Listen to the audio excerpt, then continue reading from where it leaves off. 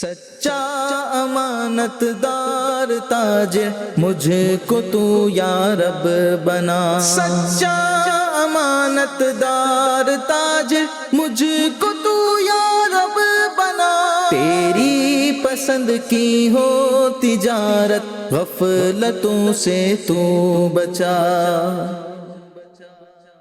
الحمدللہ رب العالمین والصلاة والسلام علی سید المرسلین، اما بعد فاعوذ باللہ من الشیطان الرجیم، بسم اللہ الرحمن الرحیم۔ الصلاة والسلام علیک یا رسول اللہ، الصلاة والسلام علیک یا حبیب اللہ، الصلاة والسلام علیک یا نبی اللہ وعلی آلک واصحابک یا نور اللہ۔ مدنی چینل کے ناظرین، الحمدللہ پروگرام میں احکام تجارت اور حسب معمول ہمارے ساتھ موجود ہیں مفتی علی اصغر عطاری مدنی مدثر لہ العالی۔ آپ کے سوالات ہوں گے، مفتی صاحب کے جوابات ہوں گے، کچھ سوالات ہمارے پاس ریکارڈڈ موجود ہیں، وہ شامل سلسلہ کریں گے۔ پہلے شامل کرتے ہیں درود پاک کی فضیلت اور پھر سوالات کے ساتھ مفتی صاحب کی بارگاہ میں حاضر ہوتے ہیں۔ نبی پاک صلی اللہ علیہ وسلم پر درود و سلام پڑھنے کے بے شمار فضائل و برکات علماء نے کتابوں میں لکھے، احادیث لکھی، ان میں سے ایک فرمان مصطفیٰ صلی اللہ علیہ وسلم یہ بھی ہے۔ نبی پاک صلی اللہ تعالی علیہ وسلم نے ارشاد فرمایا، جو مجھ پر ایک دن میں 50 بار درود پاک پڑھے، میں قیامت کے دن اس سے مصافحہ یعنی ہاتھ ملاؤں گا۔ صلو علی الحبیب صلی اللہ علی محمد صلی اللہ علیہ وسلم۔ آپ کے سوال کو لے کر مفتی صاحب کی بارگاہ میں حاضر ہوتے ہیں۔ جی جناب، سوال دیجیے ہمیں۔ میرا نام محمد اقبال ہے، کاروبار میرا جو ہے نا سنار کا ہے۔ مفتی صاحب سے میرا یہ سوال ہے، بھروسہ کرنے کے لیے یا کاروباری معاملات کے لیے اونچ نیچ ہو جاتی ہے، اس میں ہم قرآن شریف پہ اگر ہم کسی سے حلف لیں تو حلف لے سکتے ہیں؟ جی مفتی صاحب کیا فرمائیں گے؟ حلف لے لیتے ہیں قرآن پہ۔ دیکھیے، ایک گھر میں برتن جو ہوتے ہیں تو برتن وہ کھٹکتے ہیں، ٹھیک ہے، اونچ نیچ ہو جاتی ہے۔ ایسے مواقع بھی آتے ہیں کہ فریقین کا ایک دوسرے پر دعویٰ ہوتا ہے، تو دعوے کا ہونا بھی ایک حقیقت ہے اور اختلاف بھی ہوتے رہتے ہیں، اس سے بھی کوئی انکار نہیں ہے۔ اب معاملہ یہ ہے کہ حلف کس کے ذمے ہے؟ جی ہمارے ہاں دیسی انداز میں جو پنچایتیں بیٹھتی ہیں، جی جو مارکیٹ کے یونینز ہیں وہ بیٹھتی ہیں، مارکیٹ کے کچھ بڑے لوگ ہوتے ہیں وہ بیٹھتے ہیں، جی تو ہوتا اس میں یہ ہے کہ جب بالکل کوئی شواہد نہیں ہوتے یا سامنے والا انکار کر رہا ہوتا ہے، لے دے کے بات قسم پہ آ جاتی ہے۔ ٹھیک ہے، قسم ہوتی ہے، لیکن اصل چیز ہے کہ قسم کون اٹھائے۔ صحیح، جس کے اوپر کلیم کیا جا رہا ہے وہ اٹھاتا ہے مجھ سے۔ اس کا جو دعویٰ ہے وہ اصل کے خلاف ہے۔ اب یہ اصل کے خلاف ٹیکنیکل لفظ ہے، نہ بھی سمجھ میں آئے تو اس کو اگنور کر دیں۔ یعنی ہے یہ معاملہ یہ کہ جب آپ قرض دار ہیں تو آپ کے ذمہ ایک چیز ہے تو آپ نے اب ادا کرنی ہے۔ اصل تو یہ تھا کہ میں نے قرض لیا ہوا ہے اور وہ میں نے دینا ہے۔ دینا ہے، ٹھیک ہے، تو دینے کا ثبوت دیں بھائی آپ۔ ٹھیک ہے، میں پیمنٹ کر چکا ہوں، وہ جو پیسے رقم دینی تھی وہ دے چکا ہوں، اس کا مجھے ثبوت دینا اس ہوگا۔ کا ثبوت دینا ہوگا، 2 گواہ پیش کریں اس پر۔ ٹھیک ہے، اب ان کے بعد 2 گواہ نہیں ہیں، صحیح ہے، تو دوسری پارٹی سے یہ کہا جائے گا، یعنی پہلے تو ان سے کہا جائے گا ابھی گواہ پیش کرو، صحیح ہے، نہیں ہے تو دوسری پارٹی سے یہ کہا جائے گا کہ اب آپ حلف لیں۔ ٹھیک ہے۔ اب یہ گواہ پیش نہیں کر سکا ٹھیک ہے، اور وہ کہہ رہا ہے کہ اس نے پیمنٹ نہیں کی، وہ کہہ رہا ہے دینے کہ والا نا، جی ہاں، جس نے قرض دیا تھا۔ جی ہاں، وہ کہہ رہا ہے کہ نہیں کی، ٹھیک ہے، تو اس سے پھر اب حلف لیا جائے گا۔ ٹھیک ہے، اب بالفرض وہ حلف لینے سے انکار کرتا ہے۔ ٹھیک ہے، ہمارے ہاں ایک انکار تو ان معنی میں ہوتا ہے کہ لوگ کہتے ہیں کہ بھی میں قسم تک بات کو نہ لے کر جاؤ، ٹھیک ہے، لیکن اگر واقعتاً قاضی شرح بیٹھا ہوا ہے فیصلہ کرنے کے لیے اور دونوں نے اتفاق کیا ہے کہ بھئی ہاں ٹھیک ہے ہم یہاں سے فیصلہ کروائیں گے، ٹھیک ہے، اور وہ کہہ رہا ہے کہ آپ کو قسم اٹھانی پڑے گی، ٹھیک ہے، قسم اگر نہیں اٹھائے گا تو اس کا دعویٰ سچا ہو جائے گا۔ صحیح، تو اب یہاں اٹھانی پڑے گی۔ یہ ایک الگ صورت ہے، صحیح، زیادہ تر لوگ اس کو جو ہے نا وہ نہیں اٹھانا چاہتے، نہیں اٹھائے، ٹھیک ہے، یعنی وہ کہتا میں اپنی پیمنٹ ہی چھوڑتا ہوں، چھوڑیں جی میں قرآن نہیں اٹھاتا۔ لیکن عام طور پر لوگ کیا ہوتا ہے، عام طور پر لوگ اس محفل میں جو ہائپ کریٹ ہوئی ہوتی ہے نا اس کو ٹھنڈا کرنا چاہتے ہیں، صحیح، دعویٰ نہیں چھوڑتے، صحیح، دعویٰ پھر جا کے کہیں اور سے لے آتے ہیں، صحیح، تو یوں کھچڑی پکی ہوتی ہے۔ معاملات کو شریعت کے اصولوں کے مطابق حل کیا جائے تو ایسے مواقع آتے ہیں، سوال چونکہ حلف کے متعلق تھا، ایسے مواقع آتے ہیں کہ جہاں بات حلف کی ہوتی ہے تو لیکن ہر جگہ حلف نہیں ہوتا۔ اب مثال کے طور پر یہیں آ جاتا پیمنٹ، جس نے یہ دعویٰ کیا کہ میں نے دے دی ہے، جی آپ کو کہتا تم حلف اٹھاؤ، ٹھیک اس پر حلف نہیں بنتا، ٹھیک ہے پر گواہ بنتے ہیں، ٹھیک ہے یہ گواہ پیش نہیں کر سکا تو سامنے والا حلف اٹھائے گا۔ ٹھیک ہے مصعب، جیسے آپ نے فرمایا اس پہ گواہ بنتے ہیں، ایک سوال ذہن میں آ رہا ہے کہ پیمنٹ کا لینا دینا جب ہوتا ہے تو عمومی طور پہ لوگ گواہوں کو نہیں بلاتے، بہت سارے مقامات ایسے ہوتے ہیں جہاں گواہ نہیں ہوتے، اگر لکھت ہے کسی چیز کی یا بینک کے ذریعے یعنی انٹرنیٹ بینکنگ کے ذریعے سے ٹرانزیکشن ہوئی ہے اور اس کے پاس موبائل میں ثبوت ہے کہ دیکھو میں نے تمہارے اکاؤنٹ میں فلاں تاریخ کو یہ رقم دی ہے، یا لکھت ہے کوئی تحریر ہے، تو وہ گواہ تصور ہوگی یا نہیں؟ دیکھیے لکھت تو گواہی نہیں بن سکتی، ٹھیک ہے یہ تو ایک واضح چیز ہے، قرینہ بن سکتی ہے زیادہ زیادہ، جو بینک ٹرانزیکشن ہے اگر وہ ہوتی ہے تو اختلاف ہی نہ ہوتا، ٹھیک ہے وہ تو ثبوت ہے، ثبوت ہے کس درجے کا وہ ایک الگ سوال ہے، اگر وہ ہوتا تو اختلاف ہی نہ ہوتا، ٹھیک ہے پھر اس درجے پہ نہیں جاتی، وہاں ایک بحث یہ آ سکتی ہے کہ ہاں ٹھیک ہے پیسے تو آئے تھے لیکن یہ تو دوسرے ڈیل کے آئے تھے، ٹھیک ہے ٹھیک ہے ٹھیک ہے اس سے پہلے ہماری ایک اور ڈیل تھی، ٹھیک تو یوں اختلاف کا باب تو بڑا وسیع ہے، بہت وسیع ہے۔ ٹھیک ہے، تو حلف اٹھانا بھی ان سے آپ کی بات سے جو میں سمجھا وہ تو آپ نے ان کے سوال کا جواب دیا، لیکن اگر میں کنکلوڈ کرتے ہوئے یہ عرض کروں مارکیٹ ویلیوز کو دیکھتے ہوئے کہ مارکیٹ کی جو ٹرمینالوجی ہے یا مارکیٹ کی جو پریکٹس ہے اس میں بعض اوقات لوگ حلف اٹھوا رہے ہوتے ہیں اور وہ موقع نہیں ہوتا حلف اٹھانے کا، تو اگر ایسی صورتحال بن گئی ہے تو بھی آپ کو کسی اچھے مستند سنی عالم دین مفتی اسلام کے پاس جانا چاہیے، اور زیادہ بہتر یہ دارالفتہ اہل سنت تشریف لے آئیں یا کسی مفتی صاحب سے رہنمائی لے لیں اور پھر حلف کی جو بھی صورت بنتی ہے وہ کی جائے، وہ سب یہ بیسٹ رہے گا؟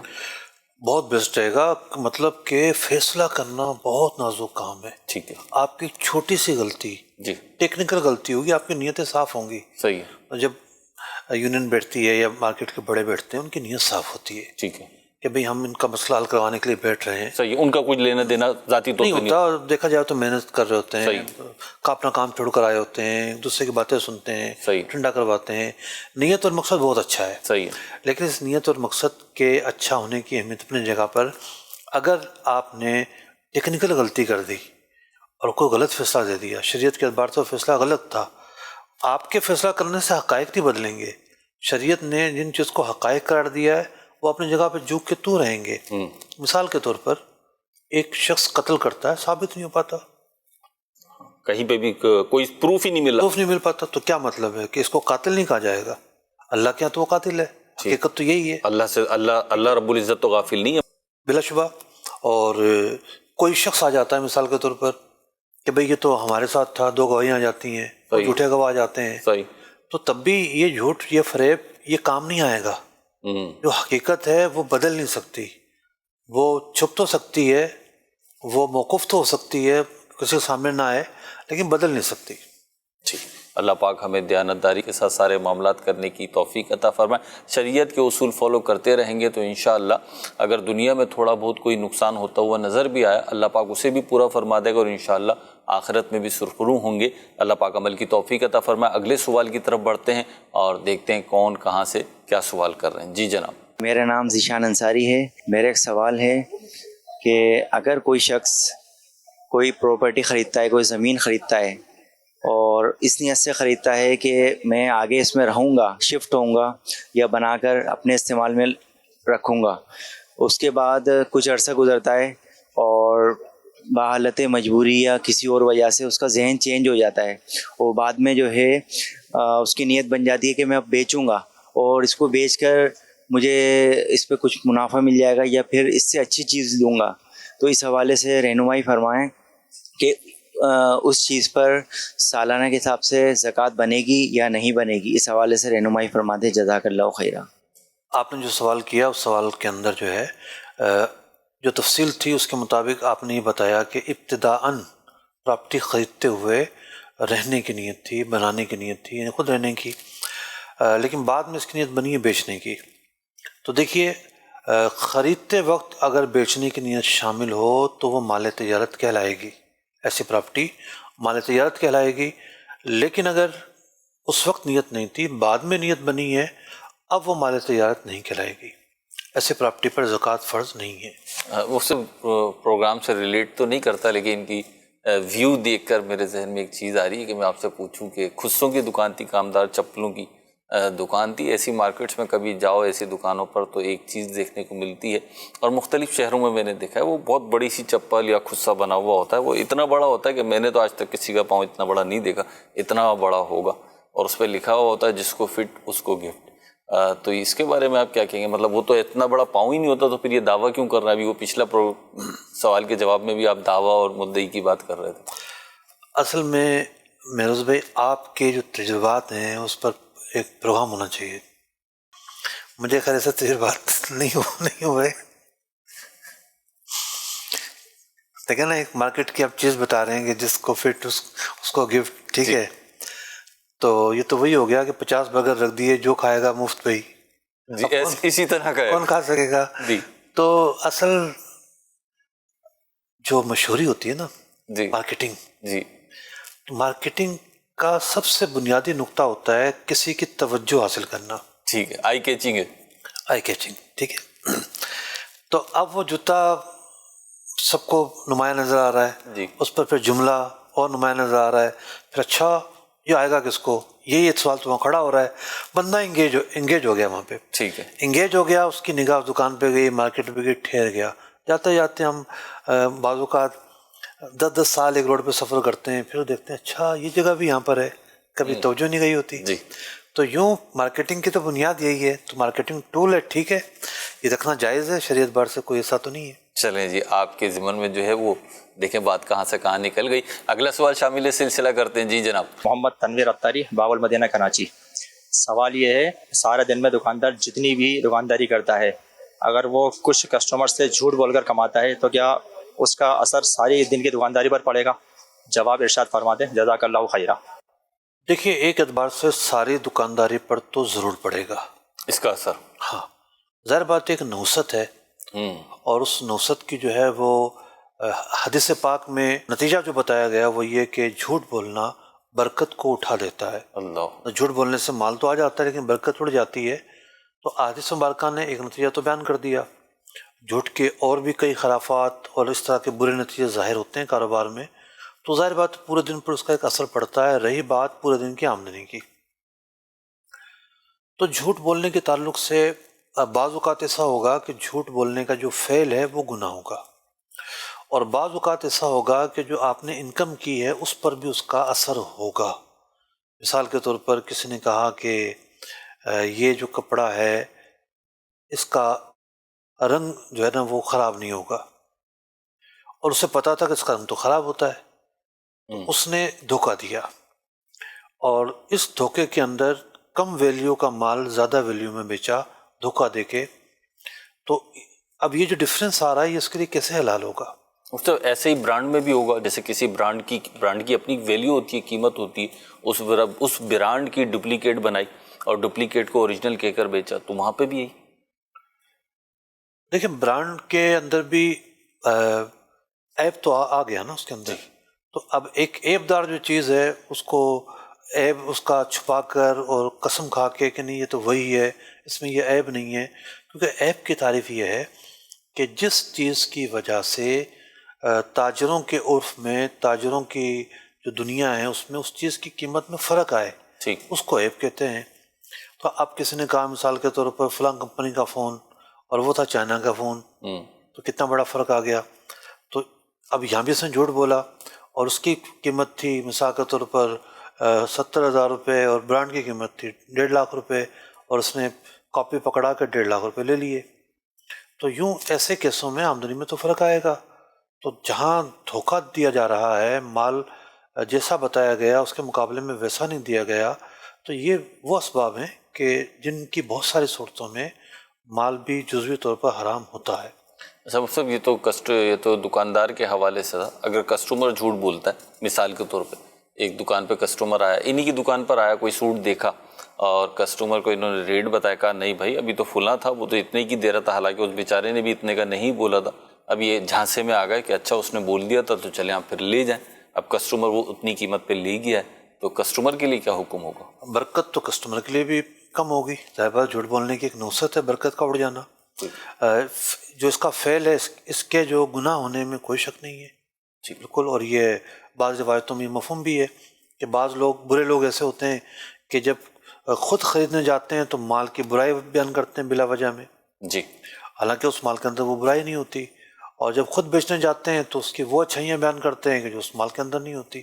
جی تو یوں دونوں اعتبار سے بیلنس رکھنا اور اعتدال رکھنا یہ ضروری ہے۔ ٹھیک ہے، تو آپ خریدار ہوں یا بیچنے والے ہوں، دکاندار ہوں، سیلر ہوں، دونوں صورتوں میں سچ کو ہرگز نہ چھوڑیں اور جھوٹ کو قریب نہ دیں۔ اللہ پاک ہمیں عمل کی توفیق عطا فرمائے۔ نیکسٹ ویڈیو سوال ہم شامل سلسلہ کر رہے ہیں۔ میرا نام محمد بلال ہے اور ہمارا تعلق گارمنٹس کی مارکیٹ سے ہے۔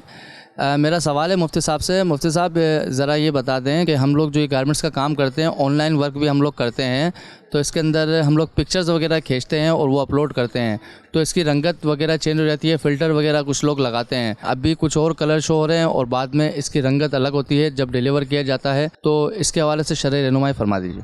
رنگت میں تو فرق آتا ہے کافی، ویسے بھی فرق آتا ہے بعض اوقات، لائٹ وغیرہ بہت اچھی ہو، پرفیکٹ لائٹ ہو تو فرق نہیں آتا۔ میرا جانا ہوا 2-4 دن پہلے جی ایک مارکیٹ میں جانا ہوا، تو اس کی رنگت جو نا اس چیز کی بالکل ہی الگ الگ نظر آ رہی۔ اب مجھے ایک بہت بڑے ماہر آدمی نے، اس کا انٹیریئر کا بہت بڑا سیٹ اپ ہے، کام ہے ان کا، ایک بات سمجھائی تھی۔ میں نے آفس میں بھی ویسے لائٹیں لگائیں، گھر پہ ویسے لگائی، تو کہا کہ وائٹ لائٹ جو ہے نا، وائٹ لائٹ رنگ خراب کر دیتی ہے۔ اچھا، آپ اگر لہسن کو بھی وائٹ لائٹ کے نیچے دیکھو گے نا، وہ بھی آپ کو وائٹ نظر نہیں آئے گا۔ اچھا تو لائٹ ایک پیلی لائٹ ہوتی ہے، وہ اس کا ایک الگ ڈفرینٹ ہوتا ہے۔ جی تو ایک 400 جو لائٹ ہے میں وہ یوز کرتا ہوں اپنے گھر میں بھی اور اپنے آفس میں بھی۔ یہ کمبینیشن ہوتی ہے وائٹ کا اور یلو لائٹ کا، ووم جس کو یلو ووم لائٹ کہتے ہیں۔ جی اس لائٹ کا خاص بات یہ ہے کہ یہ اصل جو کلر ہے وہ بہت اچھا واضح کرتی ہے، اور ایک تیز روشنی نہیں ہے، مدھم میٹھی میٹھی اس کی روشنی ہوتی ہے۔ تو اب سفید لائٹ دیکھنے کو تو کتنی اجلی نظر آتی ہے، جی لیکن جو اصل تو اس دکاندار نے لگائی ہوئی تھی سفید لائٹیں، تو میں نے کہا آپ کی یہ چیزیں نا، یہ جو اس کا اصل کلر یہ نظر نہیں آ رہا، تو آپ نے اس میں وائٹ لائٹ لگائی ہوئی ہے، آپ لائٹ چینج کرو۔ سر مجھے یاد آ رہا ہے پہلے نا، بہت پہلے یعنی ہمارے بچپن میں یلو لائٹس ہوتی تھی، وارم لائٹس ہوتی تھی، بڑی بڑی بلب جو ہوتے تھے وہ اسی لائٹ کے ہوتے تھے۔ جی جی، وہ بالخصوص یعنی شرارے غراروں کی جو دکانیں ہوتی ہیں ان میں وہ لگی ہوئی ہوتی تھی، ابھی پتہ نہیں کون سی لگی ہوئی ہوتی، لیکن وہ وارم لائٹس لگی ہوئی ہوتی۔ اب وارم کی اپنی وہ ہے، لیکن جو بہت ریئل کلر آپ کو چاہیے کہ جو مائرن کہتے ہیں 400 کے، یہ لائٹ ریئل کلر دکھاتی ہے۔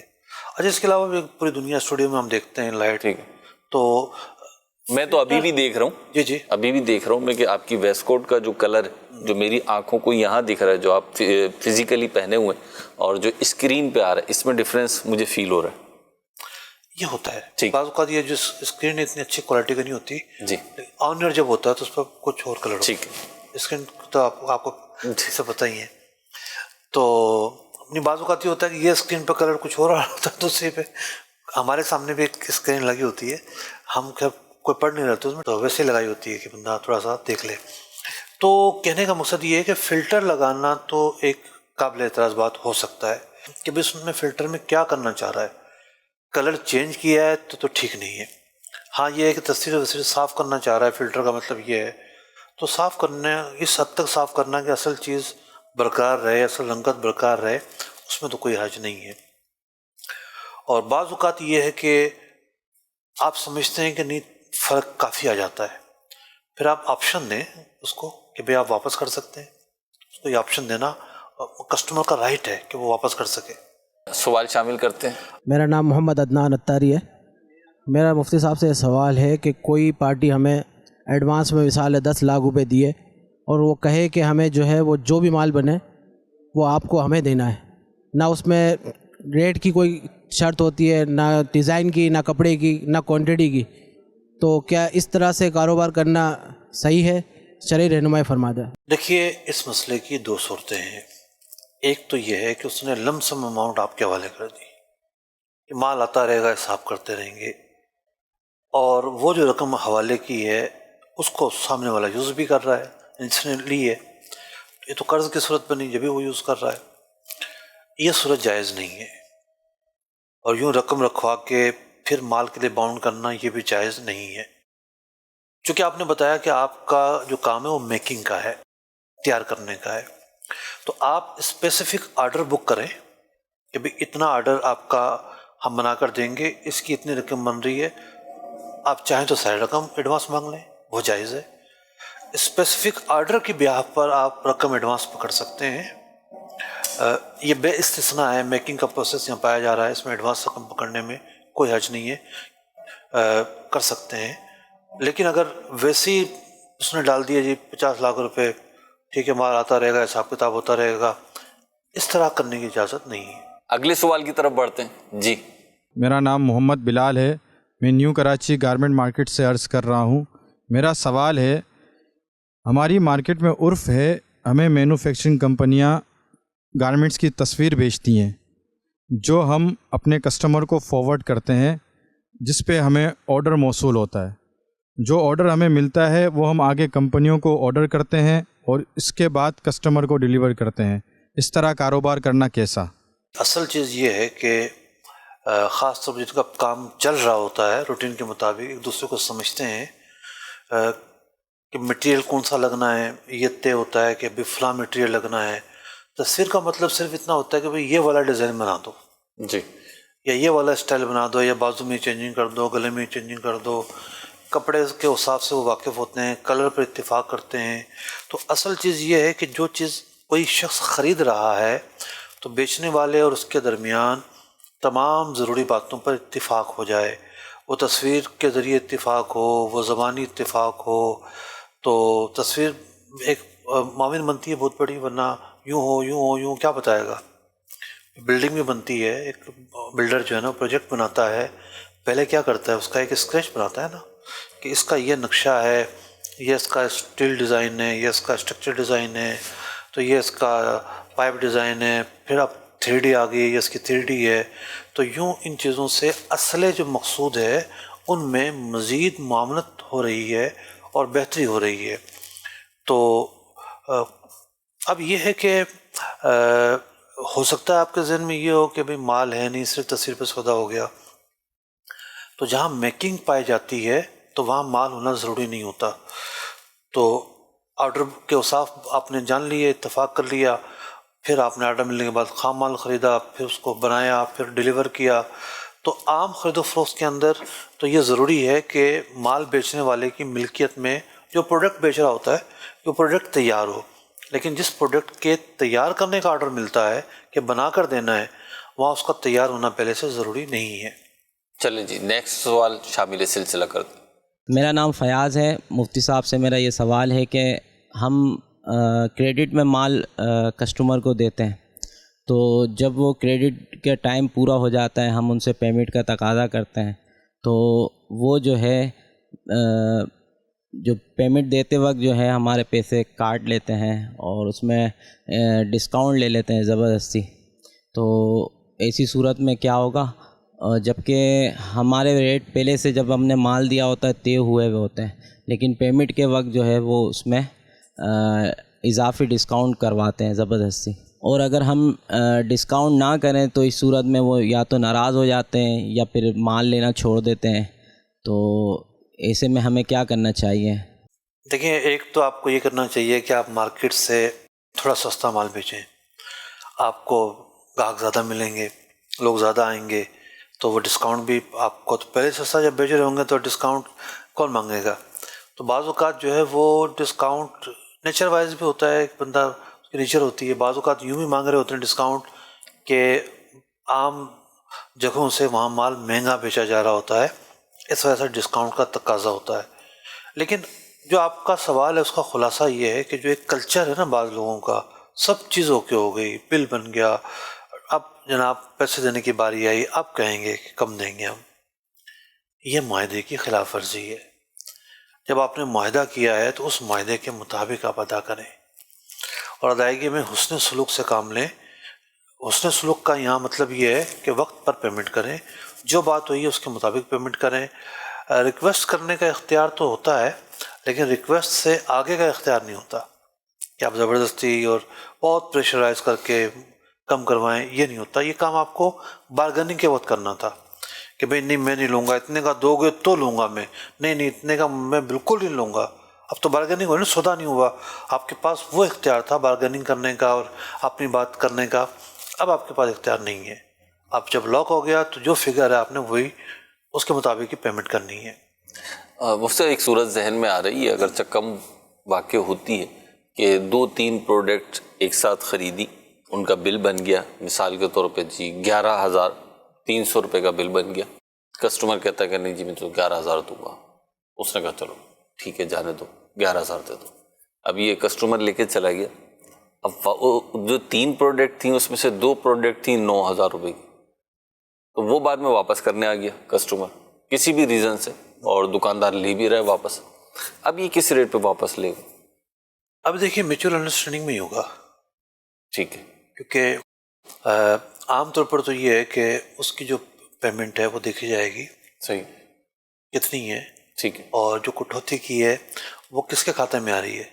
تو دکاندار اور اس کے درمیان جو میچول انڈرسٹینڈنگ ہوگی اس کو بھی دیکھا جائے گا، اور چیز کی جو ریئل پوزیشن ہے بنیاد تو اسی کو بنایا جائے گا. ٹھیک ہے. سوال شامل سلسلہ کرتے ہیں.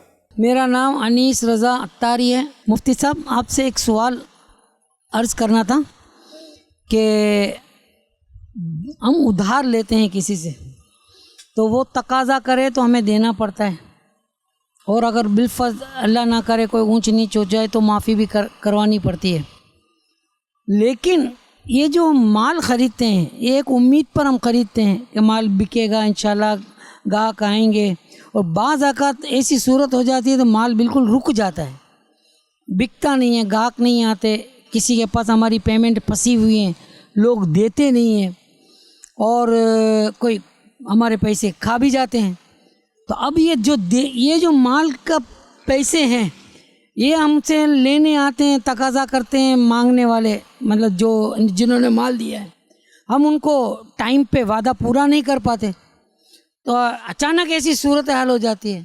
تو اب کیا اس میں ہمیں گناہ ہوگا یا ہم ان سے مہلت طلب کرتے رہیں؟ کیونکہ یہ قرض اور اس کا جو مال کے پیسوں کا اس کا ڈفرینس ہمیں ذرا بتا دیجیے، اس کا کریں کیا، کیسے ہم جواب دیں گا دکانداروں کو؟ انیس بھائی ماشاءاللہ ہمارے بہت پرانے سائل ہیں. کھاردر میں جب میں بیٹھتا تھا تو بارہا آتے رہے اور مسائل پوچھتے رہے ماشاءاللہ. دیکھیں جو سوال آپ پوچھ رہے ہیں اس میں قرض اور جو مال کی پیمنٹ ہے اس میں کوئی بڑا فرق تو نہیں ہے، یعنی ادائیگی تو دونوں کی کرنی ہے. ٹھیک ہے. قرض میں تو یہ ہے کہ وقت سے پہلے بھی مانگ سکتا ہے، اور جو مال کی پیمنٹ ہے، مال کے بدلے میں جو پیمنٹ کرنی ہے اس میں اصول یہ ہے کہ جو مدت طے ہوئی ہے اس سے پہلے نہیں مانگ سکتا. دے سکتے ہیں اس سے پہلے؟ ہاں پہلے دے سکتے ہیں. ٹھیک ہے. دیکھیں اس صورتحال کے اندر سامنے والے کا رضامند ہونا ضروری ہے. اس کے پاس اگر آپ صورتحال بتاتے ہیں کہ بھائی صورتحال یہ ہے کہ مال ابھی پڑا ہے اور پیمنٹ لیٹ ہو رہی ہے، اگر وہ آپ کو بخوشی اجازت دیتا ہے، بعض اوقات ایسا ہوتا ہے کہ مثال کے طور پر 5 پارٹیوں کو وہ مال بیچتا ہے، ٹھیک ہے، اس نے اگلا اسٹیپ یہ کرنا ہے کہ انہی پارٹیوں کا مال بنانا ہے. صحیح. اب جو اس نے مال بنانا ہے ان کا آرڈر ہی نہیں آئے گا، وہ کیا مال بنائے گا؟ ٹھیک ہے، وہ تو بیٹھا ہوا ہے، تو رولنگ اس کی بھی رکی ہوئی ہے. بعض اوقات وہ بھی کوپریٹ کر رہا ہوتا ہے اور واقعتاً خوشی سے کوپریٹ کر رہا ہوتا ہے. بعض اوقات ایسا نہیں ہوتا، اکثر اوقات ایسا نہیں ہوتا. اس کا تقاضا ہوتا ہے کہ بھئی میں نے بھی آگے پیمنٹ کرنی ہے، میں نے بھی آگے ادائیگی کرنی ہے، مجھے پیمنٹ دو. ٹھیک. ایسے صورتحال میں ٹائم آ گیا نہ دینا، اس کو احادیث مبارکہ میں ظلم قرار دیا گیا ہے، خاص طور پر ایسے شخص کے لیے جو پیمنٹ دے سکتا ہے. بھئی ایک کاروباری آدمی جو ہے اسے 5 کاموں میں ہاتھ پھنسایا ہوتا ہے، اس کے پاس پیسے پڑے ہوتے ہیں، گھر پہ رکھے ہوتے ہیں، بینکوں میں پڑے ہوتے ہیں، وہ یعنی کہ اچھا خاصا ویل سیٹ ہوتا ہے. ایسا نہیں ہے کہ اس کے علاوہ کچھ ہے نہیں تو وہ بندہ زیر بحث نہیں. ہمارے ہاں حدیث پاک میں ہے مثل الغنی ظلم، کہ غنی کا جو دے سکتا ہے اس کا ٹال مٹول کرنا یہ ظلم ہے. تو جو دے سکتا ہے وہ لازمی طور پر دے گا. ہاں یہ اختیار ضرور ہے کہ ریکویسٹ کر دے، وہ اگر بخوشی مانتا ہے تو مہلت لے لے مزید، اور وہ بلا معاوضہ، یعنی کہ اس مہلت کے بدلے میں آپ کو اس کو بینیفٹ دیں. تو ایسا اس موقع پر تو یہ بینیفٹ دینا سود ہے، یا تو آپ بینیفٹ نہیں دے سکتے. وہ اگر بخوشی بغیر کسی مفاد کے، یعنی کہ کوئی سودی معاملہ کیے بغیر آپ کو اجازت دیتا ہے تو ٹھیک ہے، اس کی اجازت تو موجود ہے۔ مفتی صاحب ان کا سوال تو بڑا آئیڈیلسٹک تھا، اللہ کرے کہ تاجر اس طریقے سے سوچنے لگے، اور جو ان کا سوال تھا اس پہ آپ نے جواب ارشاد فرمایا۔ لیکن مفتی صاحب بعض اوقات یوں بھی ہوتا ہے کہ مال لیا کسی سے، مہینے 2 مہینے 3 مہینے جو بھی طے ہوا اس کے ادھاری پر لیا ہے، اب وہ مال چلا، کچھ بکا کچھ نہیں بکا، وہ رکھا ہوا بھی ہوتا ہے، ظاہر سی بات ہے کاروبار اسی چیز کا نام ہے۔ اب جب وہ لینے آ رہا ہے تو اس کو کہہ رہے ہیں جی ابھی تو پیمنٹ نہیں ہے۔ اچھا وہ زیادہ بات کرتے تو کہتے اٹھاؤ اپنا مال، تو یہ اس کا مال واپس کر دینا اس وقت 2 مہینے 3 مہینے رکھ کے، اس کے بارے میں کیا حکم ہوگا؟ دیکھیے یہ اٹھاؤ مال والی بات تو اعلیٰ درجے کی بد اخلاقی ہے، اور بد اخلاقی سے بھی اوپر کے درجے میں ہے، جس کو کہتے ہیں نا بھی بدماشی کرنا، جس کو کہتے ہیں جی دادا گیری کرنا، جی، تو وہ ہے۔ معاہدہ ہو گیا، آپ نے مال خریدا ہے، وہ اپنے پیسے مانگنے آیا ہے، ٹھیک ہے، تو آپ مال آپ نے خریدا ہے تو اب اس مال کی کمی بیشی نفع نقصان اس کے آپ ذمہ دار ہیں، وہ شخص تو ذمہ دار نہیں ہے، اس نے تو تجارت کی آپ کے ساتھ، تو آپ پابند ہیں کہ آپ نے اس کے جو پیسے ہیں وہ آپ کو ادا کرنے ہیں، اس کے ساتھ اچھے رویے کا مظاہرہ کرنا ہے آپ نے۔ یہ نہیں ہو سکتا کہ وہ اٹھاؤ اپنا مال، نہیں، تو مال آپ کا ہے، آپ لے آئے ہیں اس کو، یہ معاملہ ہے۔ مدنی چینل کے ناظرین آپ نے پروگرام دیکھا، سوالات بھی سنے اور جوابات بھی سنے۔ الحمدللہ مدنی چینل کے دیگر سلسلوں کی طرح احکام تجارت میں بھی علم دین سیکھنے کا موقع ملتا ہے، تو جب جب موقع ملے کوشش کیا کریں کہ اہتمام کے ساتھ مدنی چینل دیکھا کریں، احکام تجارت دیکھا کریں۔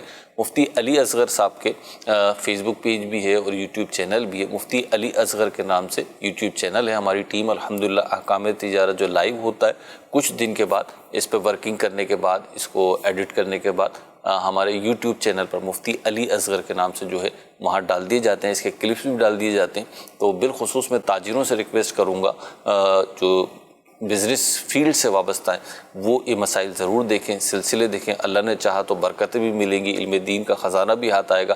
اللہ پاک ہمیں رزق حلال کمانے اور اس کے مسائل سیکھنے کی توفیق عطا فرمائے۔ صلو علی الحبیب صلی اللہ علی محمد صلی اللہ علیہ وسلم۔ سچا امانت دار تاجر مجھے کو تو یا رب بنا، سچا امانت دار تاجر مجھے کو تو یا رب بنا، تیری پسند کی ہو تجارت غفلتوں سے تو بچا۔